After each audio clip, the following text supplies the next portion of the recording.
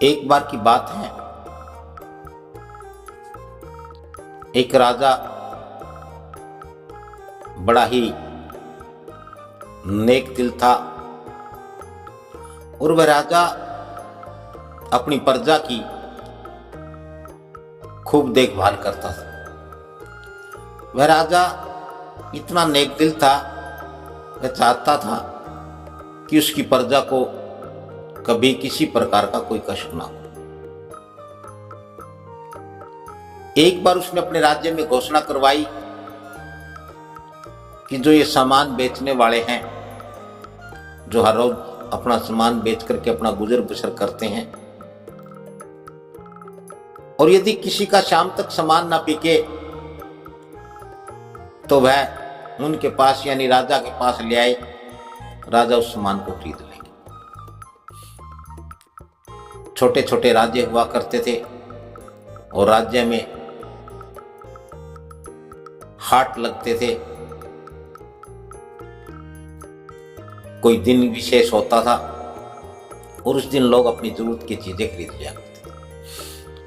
एक बार उस बाजार में एक व्यक्ति की एक मूर्ति थी जो नहीं बिकी।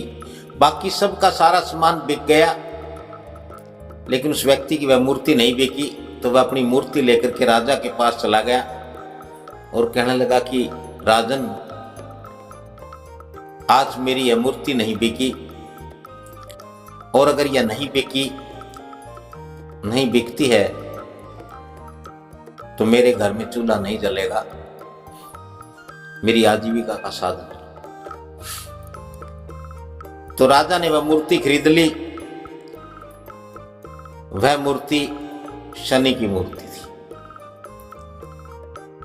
राजा ने वह मूर्ति खरीद करके अपने महल में एक स्थान पर रखवा दी। तो रात को उसको सपना आया कि लक्ष्मी जैसी उससे नाराज हो गई है और लक्ष्मी रूठ करके जा रही है। इस सपने के दौरान ही राजा की आंख खुलती है और राजा देखता है कि सचमुच में लक्ष्मी रूठ करके जा रही है। तो उसने लक्ष्मी से पूछा कि हे माता लक्ष्मी, अब कहाँ जा रही है और क्यों जा रही है? तो उसने कहा कि अब तुम्हारे महल में शनि आ गया है, अब मेरी क्या जरूरत है, जहां शनि होगा मैं वहां मैं नहीं रहूंगी, मैं नहीं रुक सकती, मैं जा रही हूं। तो राजा ने कहा कि मैंने अपने कर्तव्य का सत्यता से पालन किया है, तुम जाना चाहो तो तुम जाओ, मैं तुम्हें नहीं रोकूंगा।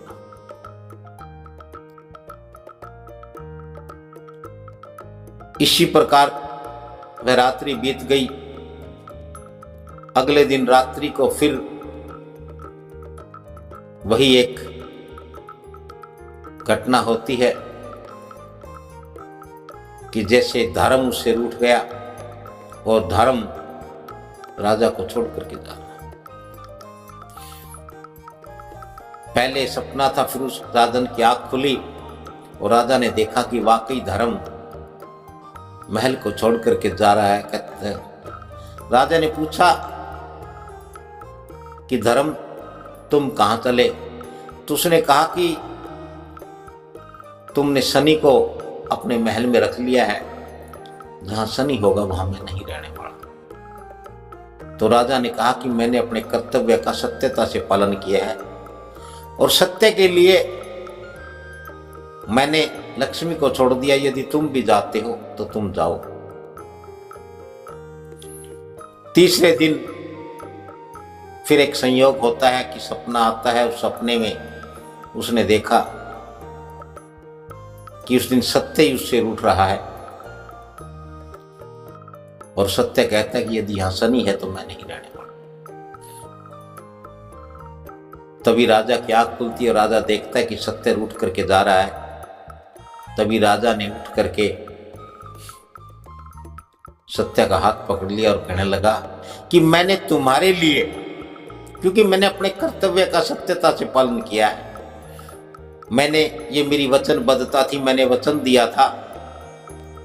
और वो राजा ही क्या जो अपनी प्रजा का हितैषी ना हो, जो अपनी प्रजा के का हित पूरा ना करे। वो राजा ही क्या जो प्रजा से किया हुआ अपना वायदा, दिया हुआ वचन पूरा ना करे। मैंने अपना कर्तव्य सत्यता से पालन किया और सत्य मुझे छोड़कर जा रहा है, मैं तुम्हें नहीं जाने दूंगा। उन्होंने कहा कि तुम यहीं रुको। और राजा ने सत्य को रोक लिया। जब राजा ने सत्य को रोक लिया तो उसके कुछ ही देर बाद लक्ष्मी भी लौट आई, धर्म भी लौट आया। इस बात से, इस कहानी से हमें यही सबक मिलता है कि सत्य को कभी नहीं छोड़ना चाहिए। सत्य में सारे सुख है, सत्य से सब कुछ प्राप्त होता है। और यदि सत्य छोड़ दिया तो मनुष्य इस भुलेखे में, इस भुलावे में रहता है कि उसके पास लक्ष्मी है या उसके पास धर्म है। सत्य के बिना ना लक्ष्मी किसी काम की है, ना धर्म किसी काम का है। और आज का मनुष्य सत्य को छोड़ने के बाद ही, सब कुछ होते हुए भी लक्ष्मी छोड़ करके जाने का और धर्म के छोड़ करके जाने का यही अर्थ था कि सत्य नहीं है तो ना लक्ष्मी किसी काम की है और ना धर्म किसी काम का है। इसलिए सत्य को कभी ना छोड़े। सत्य के साथ सब कुछ आपका है, सब कुछ आपके पास रहेगा।